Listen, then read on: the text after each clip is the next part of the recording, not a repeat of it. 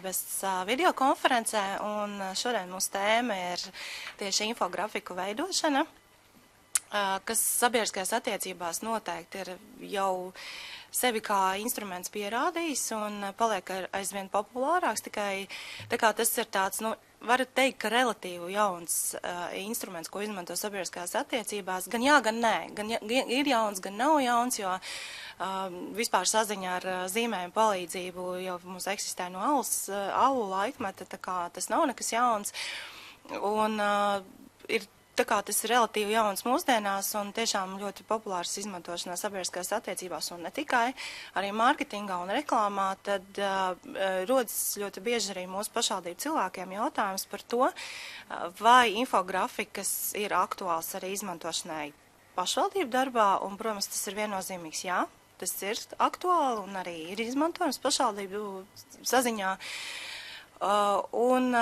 Līdz ar to arī ir nākamais jautājums, kā tad veiksmīgāk ir komunicēt ar infografikām, kas būtu tie pamatpostulāti, kas būtu jāievēro veidojot infografikas, un tieši tāpēc mums šodien ir ciemos arī cilvēks un speciālists un dizainers, kurš nodarbojas ar infografikām, un tas ir Māris Grīnvalds, un izstāstīs, man prieks arī, ka šodien klāt ir daži speciālisti arī no pašvaldībām, kur arī varēs padalīties pieredzē. Ja jums ir kādi jautājumi, vai ja jūs vēlaties arī pastāstīt savu pieredzi ar infografikām, varbūt kaut kādas veiksmīgākās lietas un netik veiksmīgākās, tad droši varat arī sūtīt e-pastu tiešraides laikā uz e-pasta adresi tiešraide@lps.lv, un es tad tiešraides laikā arī centīšos nolasīt šos jautājumus un centīsimies arī gūt atbildes. Šis ieraksts būs pieejams arī video arhīvā LPS mājaslapā, tā kā tie, kas nepaspēs tagad noskatīties, to droši varēs izdarīt arī vēlāk. Mans ievads ir cauri, un es dodu vārdu Mārim Grīnvaldam, un man uzreiz ir jāatvainojas, mūsu tehnika šodien izdomājas ir kašķēties un nav paņēmusi pretī prezentāciju, kuru Māris bija sagatavojis speciāli šim gadījumam, bet kā jau speciālistam, viņam ir līdz vairākas prezentācijas, un līdz ar to būs prezentācija tikai ne no šī gada, tā kā viss ir kārtībā. Mēs neesam atpakaļ pagātnē, bet vienkārši tehnika mūs šodien negrib lutināt. Lūdzu, Māri. Labdien, mans vārds ir Māris Grīnvalds, strādāju ar infografikām jau kādu 7. gadu. Sāku kā portāla NeoGeo dizaineris un šobrīd veidoju infografikas vairākām valsts iestādēm un uzņēmumiem. Un man palūdza sniegt tādu ieskatu infografiku veidošanā. Pirmais, kas vispār ir infografika un tāds īs ieskats infografikas vēsturiskajā attīstībā. Jau cik gadus, jau kaut kādu vairākus gadus, infografika ir populārs informācijas izplatīšanas veids. To ir attīstījis dažādu sociālo tīklu darbība, blogi. Un, ja mēs šobrīd ievedam Google meklētājā vārdu infografika, tad šis gads gan ir 15. gads uzrādās, bet es vakardien tieši apskatījos, es jau tur ir, nemaldos, 200 miljoni jau ierakstu vai kaut kas tāds. Un šajā attēlā var redzēt šo infografikas tādu kā sprādzienu, cik daudz šobrīd meklētājā tiek sameklētas šīs bildes un infografika un tā tālāk. Tas ir milzīgs apjoms. Skaidrojums, kāpēc šobrīd populāra infografika varētu būt tāds, ka mums arvien vairāk parādās dažāda datu daudzums, dažādākā informācija, un vislabāko šo informāciju ir pat pasniegt, sāorganizējot to, arī komunicējot tādā saprotamā veidā, un šāds unikāls, oriģināls grafikas veidols var pievērst materiālam lielāku uzmanību. Dažādi termini skaidrojumi ir infografikai. Piemēram, Wikipēdijā tas ir vizuāls datu informācijas un zināšanu attēlojums. Tas ir grafiski attēlo kompleksu informāciju viegli uztveramā veidā. Tāda liela infografiku mājaslapa kā Vizuālī skaidro, ka tie ir atlasīti, sakārtoti, vizuāli attēloti dati. Un man pašām patikās Lielbritānijas Nacionālās statistikas dienesta skaidrojums, kur arī bija uzskaitīts, kas nav infografika. Bet viņu skaidrojums ir, ka infografika ir vizuāls stāsts, kas ietver informāciju, datus vai zināšanas, kas ir izstāstītas skaidri ar jēgu un kontekstu bez aizspriedumiem. Un infografika nav informācijas saraksts, liela datu grupa grafikiem vai vienkārši statistikas kopums. Pastāv mīts, kad infografikā obligāti jābūt datiem vai statistikai. Infografikas saturs varbūt arī visāda veida informācija, kas ir interesanta auditorijai, kā piemēram šī attēlā ir televizoru skaidrojums un attīstība. Vēsturiski informācijas grafika nav nekas jauns. Mums visapkārt ir dažādi veidi grafikas informācija, karšu, piktogrammu, ceļazīmju, ikonu veidā. Un vēsturiski infografika lietojums tādā mūsdienu izpratnē aizsākās 20. gadsimta 20. 30. gados. Taču tās mūsdienu tādu atzimšanu sākumu uzskata 1982. gadu, kad ASV parādījās avīze USA Today, kas krietnu, tā teikt, laukuma atvēlēja informatīviem zīmējumiem. Un, pieņemsim, šajā piemērā no 80. gadiem var redzēt, ka tā jau ir mūsdienu izpratnē infografika. Par datu interpretācijas pamatelementu sektoru, līniju, stabiņu, grafiku izgudrošanu jāpateicas skotu inženierim un politekonomistam Viljamam Playfairam. Šeit ir viņa izdevumā publicētais sektora grafiku attēlojums. Infografiku veidi iedala statiskajās, kustīgajās, interaktīvajās infografikās. Statiskā infografika šobrīd ir nozīmīgākais infografiku formāts. To ir vieglāk radīt, izplatīt gan virtuāli, gan drukātā veidā. Šeit ir piemērs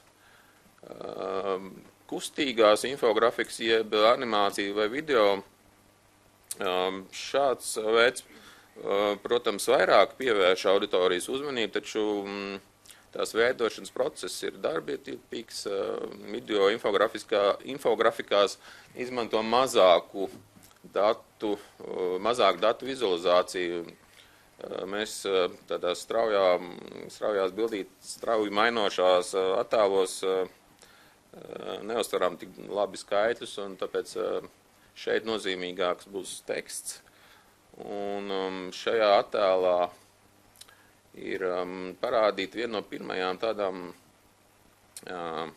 video infografikām, kas bija 2007. gadā grupai Roksop mūzikas klips. Interaktīvajās infografikās iespējams iekļaut vēl vairāk informāciju un datus.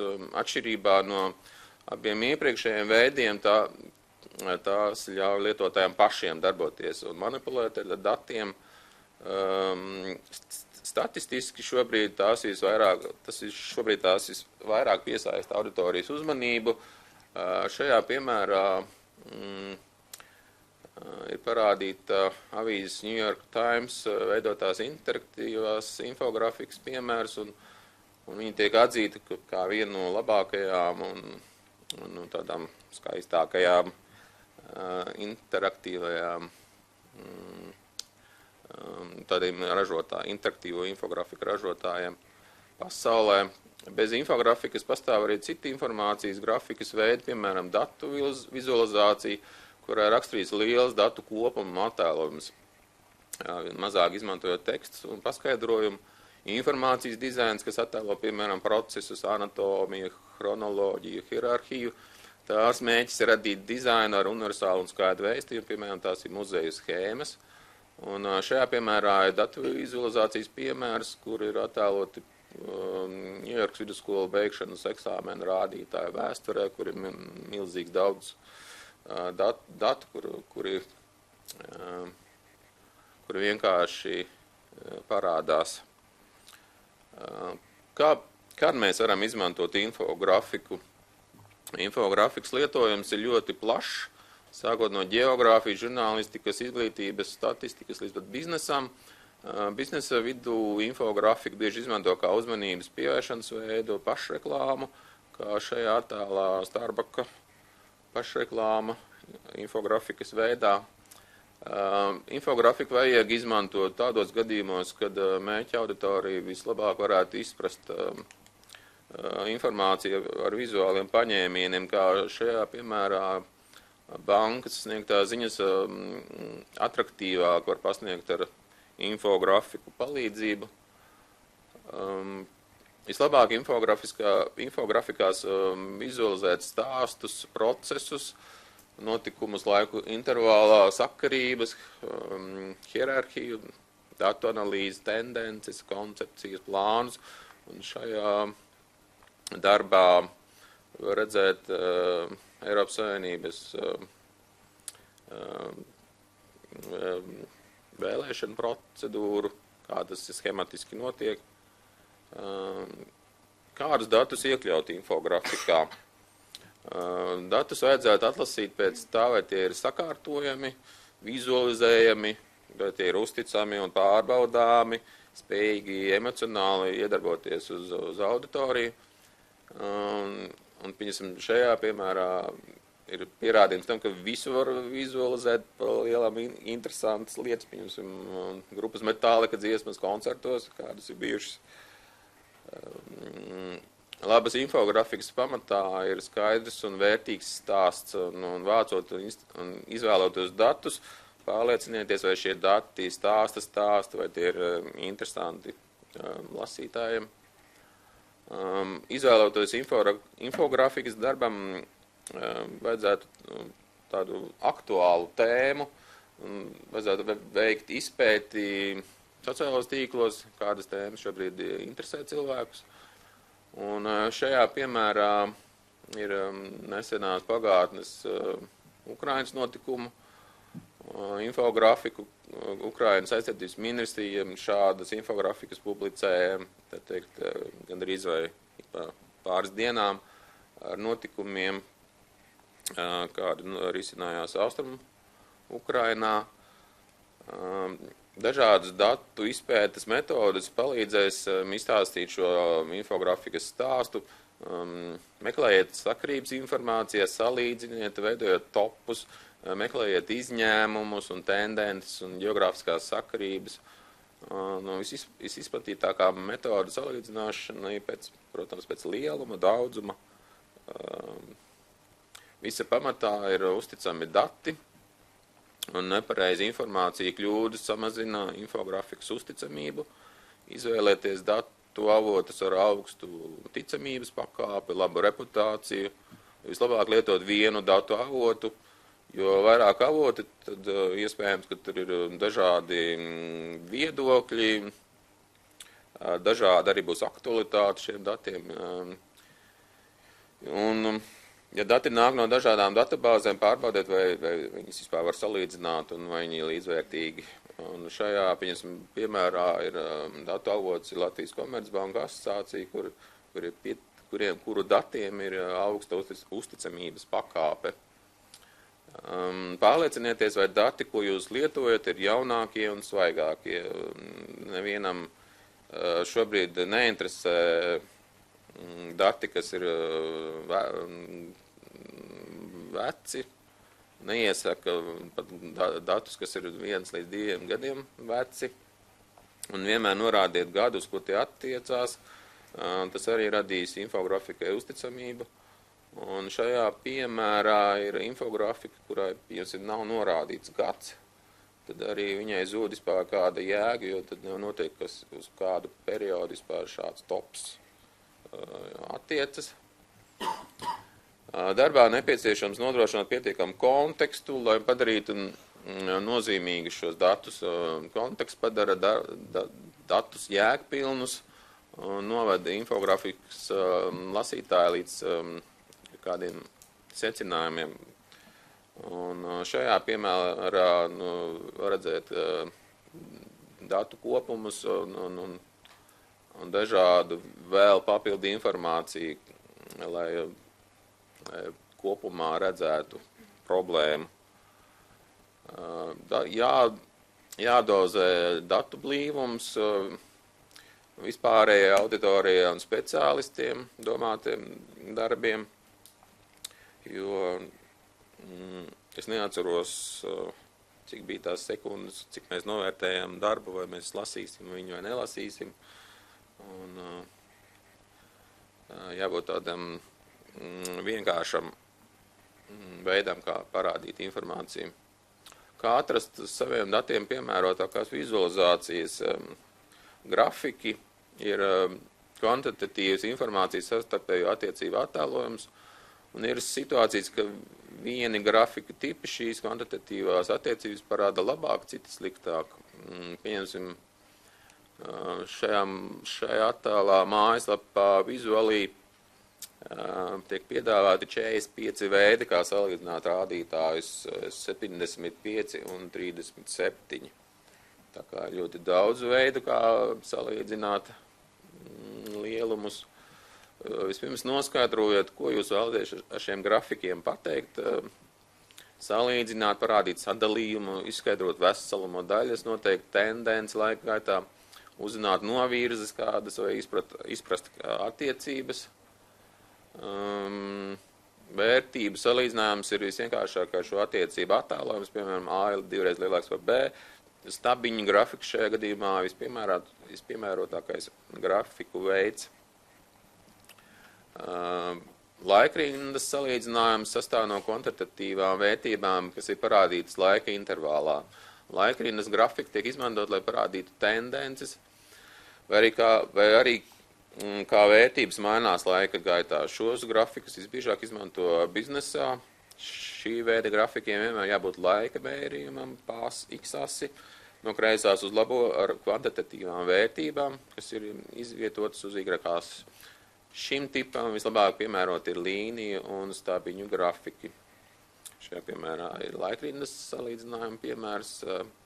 Vienota veseluma salīdzinājuma mērķis ir parādīt, kā katra sektora kvantitatīvās vērtības attiecas vien pret otru, būdama vienota veseluma daļa. Attiecībai kā mērvienību lieto procentus. Tādi praktiski padomi, kā vizualizācijas izmantot infografikā un kādas ne. Infografiku divas lielākās sastādājas ir ilustrācijas un datu vizualizācijas. Ilustrācijām jāatbilst tēmai un saturam, jāiekļauj būtu tikai tad, ja tās uzlabo saturu. Ilustrācijai būtu jākalpo par atbalstu datiem, nevis jānomāc viņus. Jāievēro princips, vispirms informācija, pēc tam ilustrācija. Un šeit tāds piemērs, kur, manuprāt, ir bišķi pa daudz visa kā, kur nevar uzreiz saprast, ko ir kas ir svarīgākais, kas nē, un tā tālāk. Ilustrācijām vairāk piemērotas ir stāstošās infografikas. Pētnieciskās infografikās lielāks uzsvers ir uz datu vizualizāciju, un šeit vairāk pievērst uzmanība datiem, vēstījumam, un vēstījums ir neitrāls, bez konteksta un aizspriedumiem. Un šis ir tāds pētnieciskās infografikas piemērs. Padomājiet dažādus grafiku, vizuālos veidus un lietojumu. Stabiņu grafika visplašāk lietojamais veids. Stabiņu grafikiem noteikti jābūt sākuma vērtības līnijai, jo šeit ir svarīgs šis salīdzinājums. Stabiņus var kārtot pēc lieluma, arī pēc alfabēta. Un horizontālie stabiņi, kas attēlot uz kreiso pusi, parasti apzīmē negatīvās vērtības, tāpēc būtu jāizvairās lietot pie pozitīvām vērtībām. Un šajā piemērā ir šis piemērs, ka stabiņi ir uz kreiso pusi. 100% stabiņu grēda, tas tāds Microsoft Office lietotais termins, ir vieglāk uztaram kā sektoru grafiks. Tā saucamais pīrāgs. Arī no dizaina viedokļa šim stabiņiem vieglāk norādīt vērtības nekā sektoru grafikiem. Sektoru grafiku trūkums ir cilvēka acs laukumu izmērus vizuāli spēja novērtēt sliktāk nekā dažādu stabiņu garumu. Ja sektoru grafikiem ir vairāk nekā 10 sadaļas, labāk tad lietot ir stabiņus. Vienmēr jāsāk ar lielāko vērtību, jo lasītājs lasa sapulksteņa rādītāja virzienā. Tā kā tā lielākā problēma vai būtu jābūt pirmajai. Lietojot dažādas metaforas, garlaicīgi stabiņu grafiks, pieņemsim, plus pievienojot tai piemērotu metaforu, var radīt pilnīgi jaunu skatījumu, kā šajā piemērā, kas ir veiksmīga infografika, ko daudzi publisko attiecību speciālisti vēlās sasniegt šo veiksmīgo rezultātu. Un kā jau tika minēts, šobrīd internetā var atrast tūkstošiem šo infografiku. Tas vairs arī nav jauns informācijas pasniegšanas veids, un tas nav nekāds jaunums. Un pat teicoties infografiku veidošanas automātiskiem rīkiem, tā radīšana kļuvis arī vieglāka un ērtāka. Bet kā mēs varam būt pamanāmāki, kas varētu būt veiksmīga infografika? Un infografiku bloks vizuāli atbild, kad veiksmīgas un populāras infografikas pamatā ir taktika, saturs un veiksme. Infografika auditorija ir pieredzējusi un pārsātināta, taču kvalitatīvi darbi vienmēr nostrādās. Pieņemsim mūsu portālā NeoGeo, pirms kā 14. gadā mēs izveidojām infografiku ar skatienu 75 gadu pagātnē, kur salīdzinājām 2012. gadu ar Latviju 1938. gadā, kad bija vienkāršs veids salīdzinājums, un tas bija ļoti labs piemērs tādai veiksmīgai infografika, jo viņi 3 dienu laikā paskatījās 20,000 cilvēku, tur bija 3,7 Facebook laiki un tā tālāk. Veiksmes pamatā varētu būt tēmas aktualitātes, salīdzinājuma vienkāršība, ātru uztvere. Cilvēki negrib daudz iedziļināties un ilgi lasīt, datu uzticamība. Tā avots bija valsts statistikas pārvalde. Tagad varētu bankas parādīt.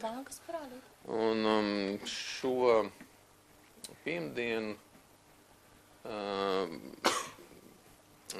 tika publicēta Latvijas bankas veidotā infografika par nodokļu stratēģiju,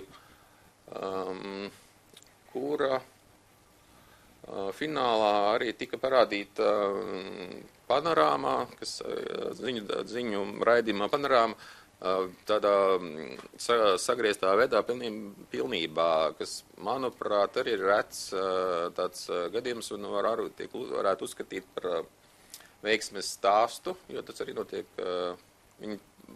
ziņu raidījums panorāma parasti veido savas infografikas. Un, manuprāt, šīm darbam varētu būt labi, kad, pirmkārt, tas arī ir veidots vienkāršā veidā, plus viņu var sadalīt pa blokiem un vieglāk publicēt Facebookā, internetā, arī tajā pašā panorāmā bija sagriezts pa gabaliem. Protams, arī tas, ka tā ir autoritīvs avots Latvijas banka un ļoti aktuāla tēma. Tas, kas skar mūs visus, algas, nodokļus un tā tālāk. Tā kā tāda veiksmīga infografika, tas ir tāds dažādu apstākļu kopums, un, manuprāt, veiksmīgi arī bija tas, ka viņi publicēja pirmdien, jo nākošā dienā bija, manuprāt, šo stratēģiju arī pieminēja ekonomikas ministrija, finanšu ministrija, un manuprāt, šis jau bija, bija ātrāk, un, man liekas, arī tika izplatīts vairāk šīs darbs. Tas, principā, arī būtu viss. Man ir tāds jautājums, varbūt tad, vai vajag vienmēr tomēr paturēt prātā, ka pie šiem 3 faktoriem taktika, saturs, veiksme, tomēr vajadzētu atcerēties, ka vēl ir 4. faktors, tas ir vienkāršība. Protams, jo, pie šī darba ar strādājot, tika veidots arvien atmests arvien detaļas, arvien mazāk un mazāk, pie šī bankas darba. Un, lai būtu koncentrēta, vienkārša informācija. Tas ir tas, ka mēs lieko un panāk kaut kādu tādu esenci no tā visa. Tas ir ļoti grūts darbs, es saprotu preses cilvēkus. Man liekas, nav grūti uztaisīt pašu infografiku. Laikam ir visgrūtāk saprast, cik daudz informācijas mēs esam gatavi tajā ieguldīt, likt iekšā, izkristalizēt, kā jau tu teici, mest nost un tiešām atstāt to galveno. Un tas galvenais, laikam, jau ir tā sapratne par to, vai mēs sasniedzam to mērķi ar šo infografiku. Ja?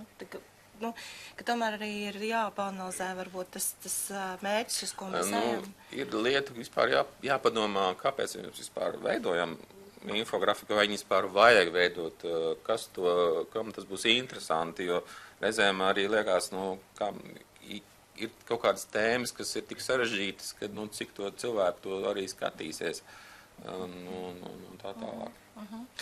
Labi, es došu vārdu arī kolēģiem, lūgums stādīties priekšā arī un pastāstīt varbūt par savu pieredzi, un kolēģi varbūt, kuri skatās, tad droši var sūtīt jautājumus tiešraidē telpē SLV. Lūdzu.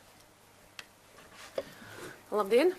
No Ķekās nodu pašvaldības sabiedrisko attiecību daļas vadītāja Vineta Geka. Paldies par uzaicinājumu, varbūt dalīties ar Ķekavas pieredzi. Jāsaka tā, ka tiešām es pilnībā piekrītu iepriekšējiem runātājiem, ka mūsdienās ar vienu vairāk ir tas, kad mēs nelasam. Bet paskatoties jau no pašiem sev, ja, mēs nelasam vairs garos tekstus. Pirmais ir tas, tomēr tā prioritāte ir vizuālā komunikācija. Un it sevišķi, jo aktuālāk paliek sociālie tīkli, interneta vide kā tāda, tad šī te vizuālā komunikācija jo īpaši ir būtiska. Un jāsaka tā, ka Ķekavas nodu pašvaldībai nav kāds ārpakalpojums, kas tieši strādā uz infografikām, to dara paši darbinieki. Protams, mēs esam paši jau ieinteresēti, un tas ir tāds mazliet azarts par to, kad ko no kaut kādas bezmaksas programmas, kur mēs arī izmantojam, var izdabūt ārā, ja? Un mēs redzam arī to atdevi, ja piemēram, tādi varbūt tikai 2 nelieli piemēri, ja ir interese, var iet, protams, mūsu Ķekavas Facebookā, gan arī mājaslapā, un tad vienkārši paskrolēt jaunumus, un tur arī var redzēt, kad gan infografikas, gan arī varbūt arī šīs te mazās bildītes, kas ir pie katras ziņas, kas netiek no lejuplādēts no kaut kāds Google attēliem, bet tie ir atsevišķi jau uzsaukums, ja, kas rada šo te individualitāti. Un šeit, ko jūs varbūt redzat ekrānā, ir tieši par budžetu, un tā kā arī pašvaldība rīkoja tikšanās ar iedzīvotājiem tieši par budžetu jautājumiem, tad tur pašā sākumā jau šis ir tradicionālais pīrāgs, ja, par budžetu sadalījumiem, bet mēs arī vēl, tā kā mums tas ļoti aktuāls gan par šo te pašvaldības izlīdzināšanas fondu, cik tieši aiziet no konkrētās pašvaldības naudas uz šo izlīdzināšanas fondu, tāpat par kredītu portfeli, ja, kad šis varbūt ir tāds ļoti elementārs, ja, bet tas ir tieši tas, kas ir pats būtiskākais, atlasīt pašu svarīgāko un viņu nepārblīvēt ar ļoti daudz datiem. Mums galvenais ir radīt piesaisti vizuāli, ja, viņš apskatās, tas cilvēks, ja viņam būs interesi, viņš jau tālāk skatīsies, vai tur to budžetu vai tālāk. Nu, šeit, piemēram, arī informācija ir par to, ka kā tika palielināts atbalsts vecākiem privātajos bērndārs, un tad ir šis tāds ļoti elementārs salīdzinājums, ja, akcents, piemēram, uz to sarkano, cik tad tur paliek, kas attiecās uz pašvaldību, ja, bet, nu, manuprāt, tas tāds pirmais, ja, kas interesi rada, ja, tas galvenā esence, un tad jau tālāk, kas tur, ko tur, ja, kā var iesniegt, kā pieteikties vēl, tas jau ir šis saturiskais, nu, tekstuālais pamats.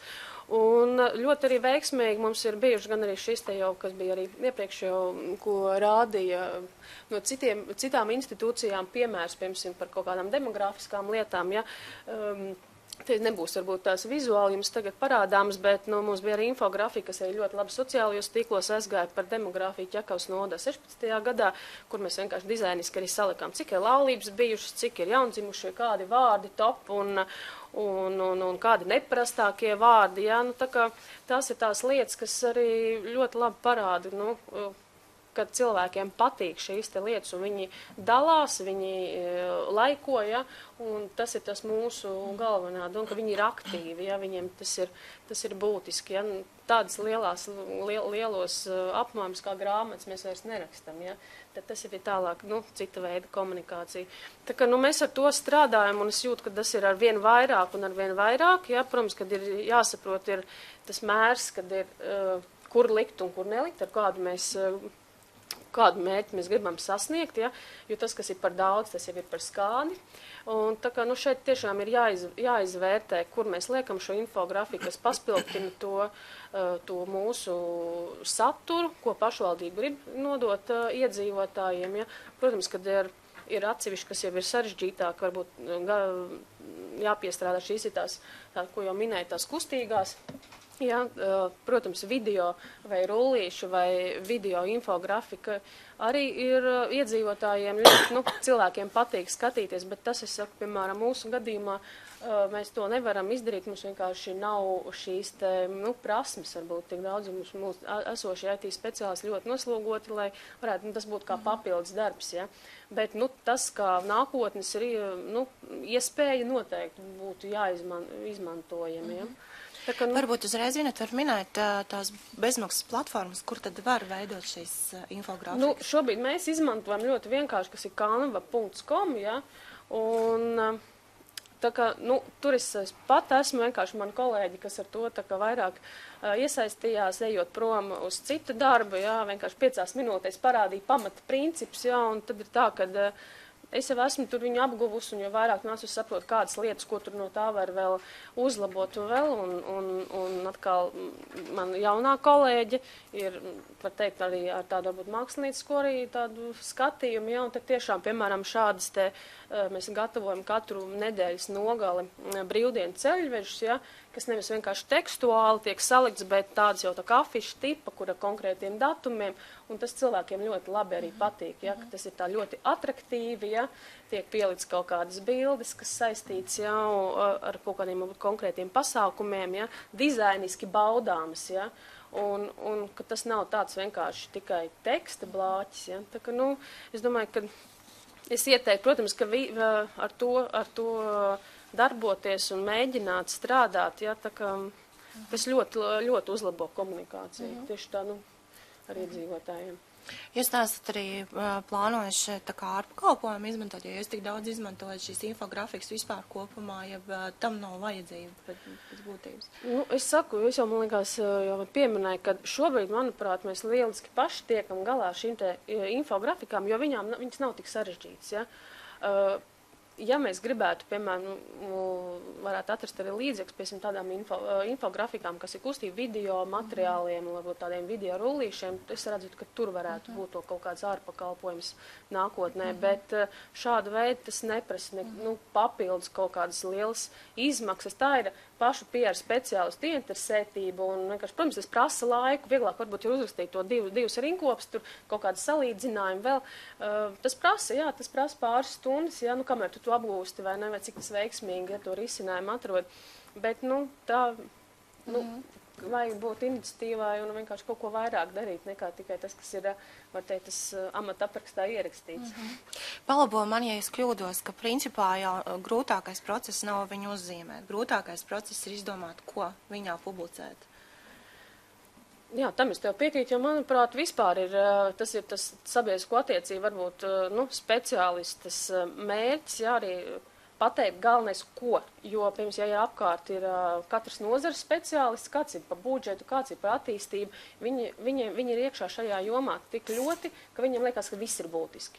Un mums kā sabiedrisko attiecību speciālistiem jāsaka ne, jo mums jāpaskatās no tā parastā iedzīvotāja redzesloka, kas ir tas būtiskākais, ka būtiskākais nevis tas, ka viņi tur izdara 105 lietas, bet tas, ja. Un tas jau var teikt arī ir varbūt arī par pašu sabiedrisko attiecību speciālista, tā teikt, loma, kā viņš sevi tur misija šajā pašvaldībā, vai viņu uztver kā profesionāli, ja.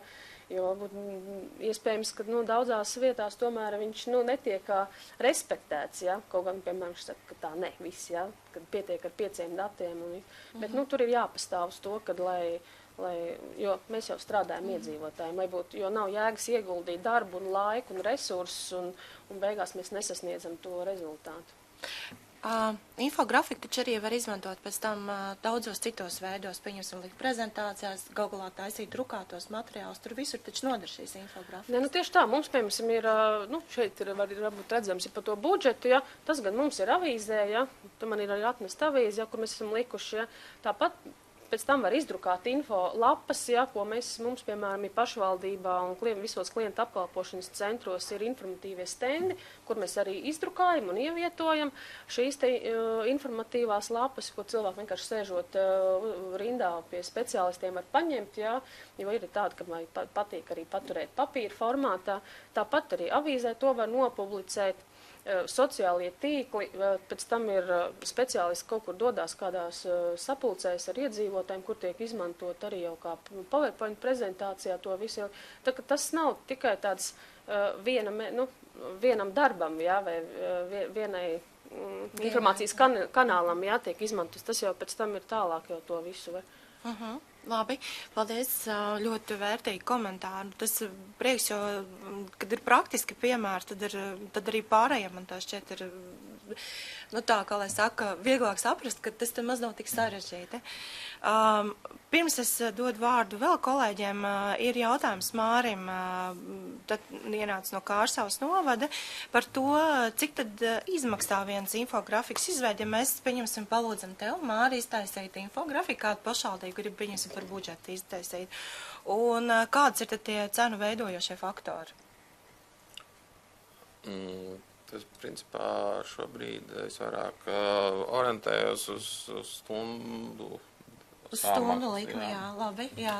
Un, tur var dažādas, un arī otrs faktors, kas ir atkarībā, ko vajag vizualizēt. Tur varbūt nenormālu zīmējumi, ļoti daudz grafiki, varbūt atkal ir tekstu, daudz teksta, maz grafika. Tas ir, tas pēc kaut kā pēc tā materiāla var pateikt, cik tas varētu maksāt un cik tas daudz darba izmaksā.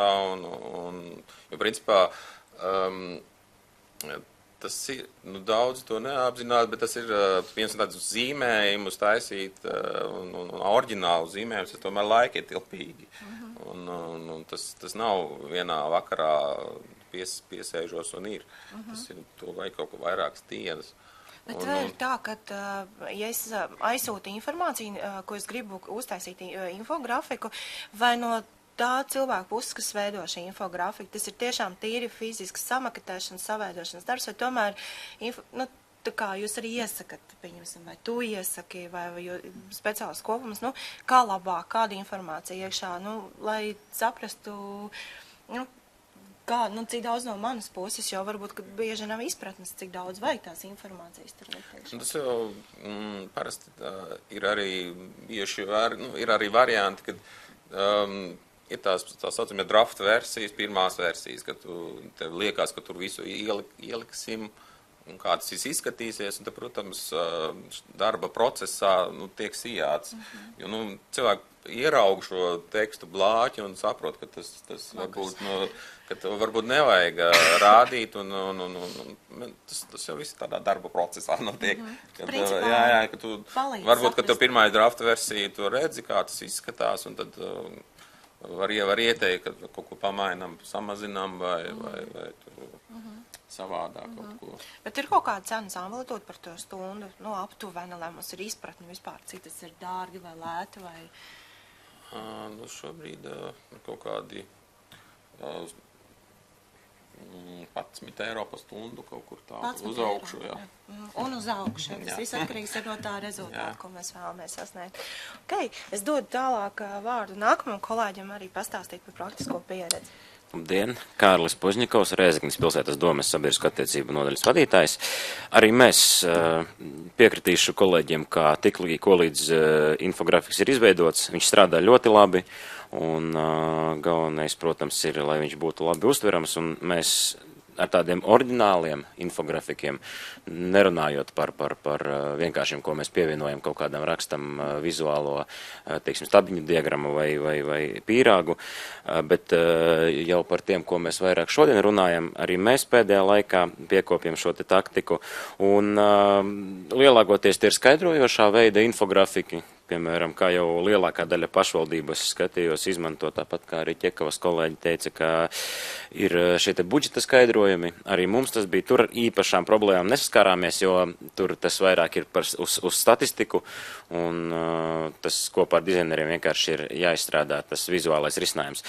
Ar problēmām mēs saskaramies, kad ir pēdējais tas lēmums, par kuru droši vien jūs esat dzirdējuši, ir mūsu rēzeknieša kartes un viņu izsniegšanas kārtība. Tas bija diezgan sarežģīts process, un mūsu galvenā ideja bija parādīt visiem, kam interesē rēzeknieša kartes, kādā veidā viņu izsniegšanā, bet saskarāmies ar to, ka tas iekļauj ļoti daudz informācijas iekšā. Tas ir gan par darba laikiem, gan par tiem dokumentiem, kas ir jāņem līdzi, gan arī gan atvieglojuma grupām, kam pienākas atvieglojumi, gan arī dažādi cita informācija, kas ir aktuāla. Un saskārāmies ar to, ka teksts nogalina infografiku, un ka ir tas sākotnēji bija izstrādāts infografiks, un tad saprotam, ka vēl kaut kāda informācija papildus nāk, un visu laiku tas grafiks mums viņš tāds kā savā veidā interaktīvs, katru nedēļu, dažreiz pat katru dienu mainījās, un skaidrs, ka mēs internetā to varam atļauties, teiksim, Facebookā nomainīt infografiku vai mūsu mājaslapā, bet mēs to nevaram atļauties, jo galvenā mērķa auditorijā ir tie, kas, piemēram, ar autobusiem pārvietojas, tāpēc mums ir jāizvieto autobusos šie infografiki drukātā veidā vai arī ekrānos, taču to mēs nevaram atļauties darīt, jo tie ir atkal lieki izdevumi. Un tas jautājums ir, kāda varbūt ir tās vadlīnijas vai tie galvenie punkti, kādā veidā izvairīties no šī tekstuālās informācijas, jo skaidrs, ka mēs mājaslapā varam nopilcēt infografiku un viņu vēl ar tekstu paskaidrot papildus. Taču, lai viņš būtu viegli uztverams kaut vai pieturās vai autobusos, arī tajās pašās sociālajos tīklos, tur nav vietas tam tekstam, bet tik līdz infografikā parādās daudz teksta, cilvēki nogurst, cilvēki neskatās un cilvēki nelasa, un var rasties pārpratumi, kaut kāda dezinformācija, un pats galvenais var izkrist. Kaut gan reāli no tās visas informācijas mēs nevarējām atļauties kaut kādā veidā to visu atdalīt vai kaut ko izņemt ārā. Vai varbūt taktika veidot divus infografikus, piemēram?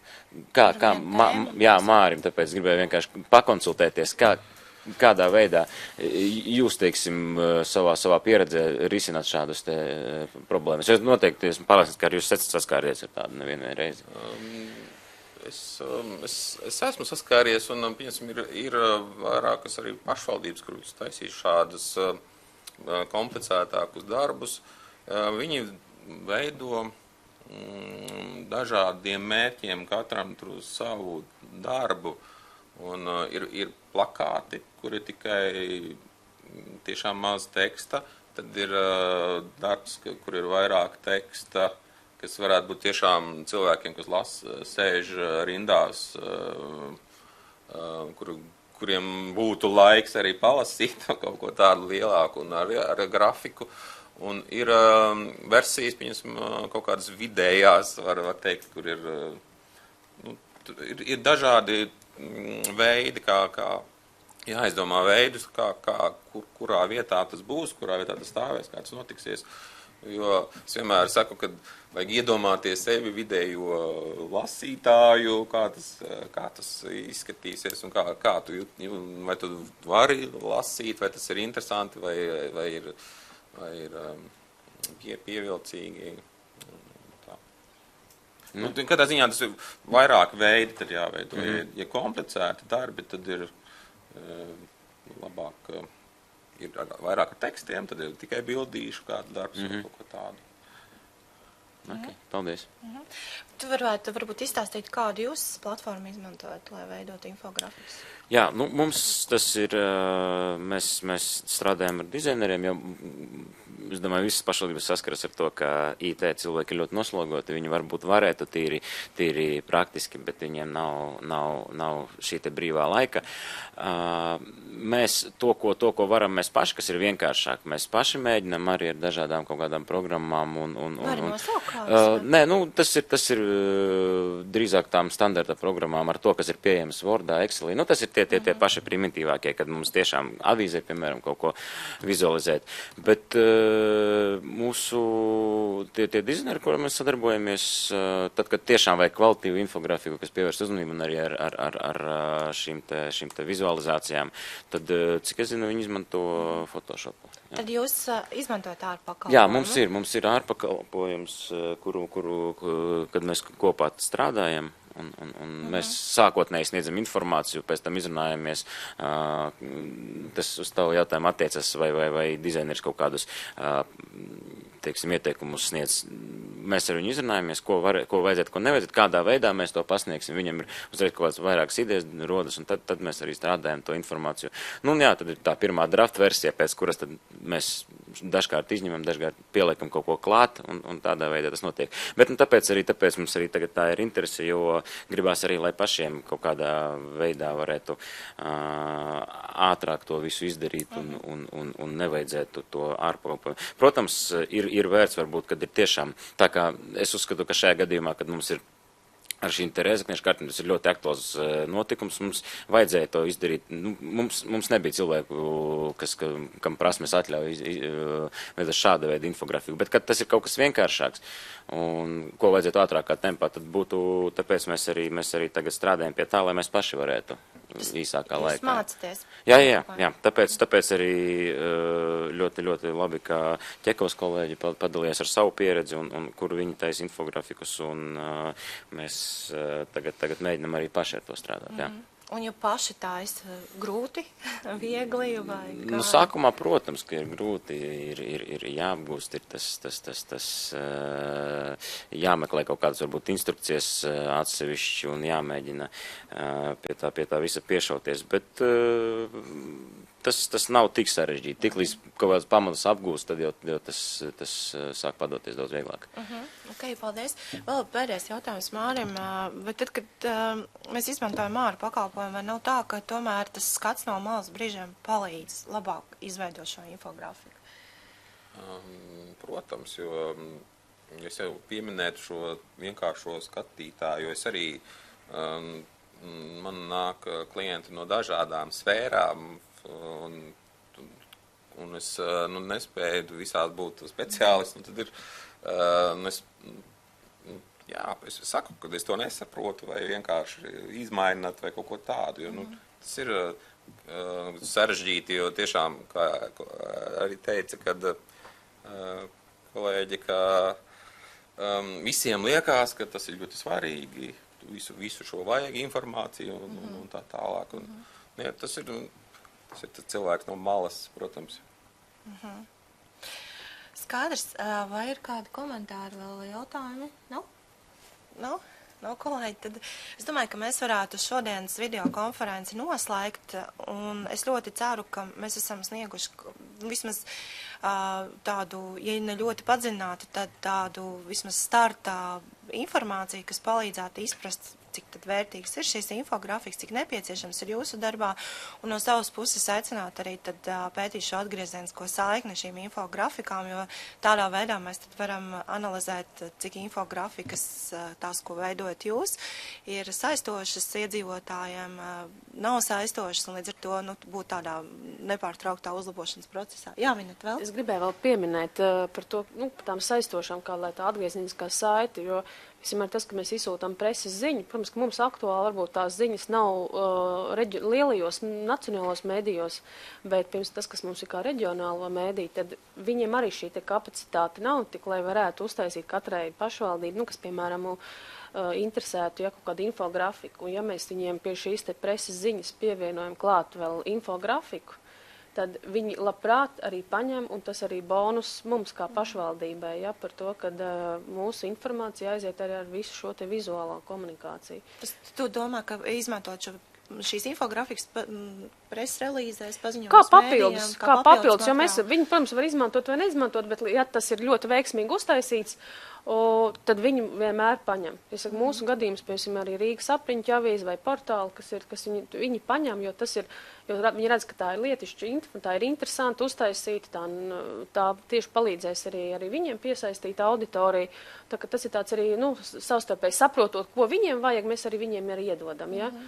Un tas ir arī, man liekas, tāds palīdzības instruments žurnālistam. Jā, arī viņam izprast varbūt kādu sarežģītāku vai vienkāršāku tēmu.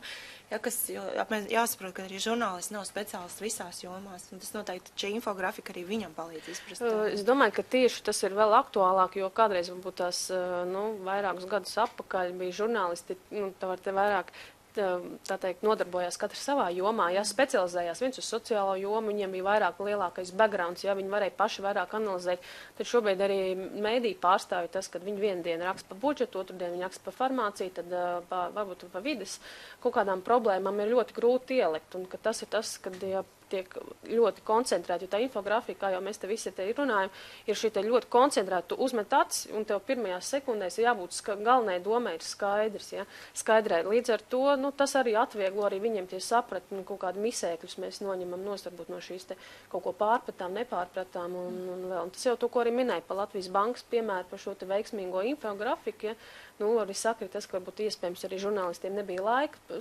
sagatavot, bija citas aktuālas vēl lietas, ja, un kad tas nāca tiešām ļoti adekvāti infografika, viegli uzskatām, baudāma, ja, un tāpēc, kāpēc nepaņemt, ja tas ir arī uzticams avots, ja. Un no otras puses, kāpēc taisīt vēlreiz, ja tiešām infografikas ir ļoti izsmeļošs, profesionāls, pastāsta visu šo tēmas, to spektru aptver, kāpēc taisīt vēlreiz? Jā, tieši tā, ka tas tāds apusējas sadarbības arī modelis. Labi, kolēģi, es saku sirsnīgi paldies jums, paldies, ka atnācāt un bijāt kopā šajā LPS videokonferencē un uz tikšanos nākamreiz.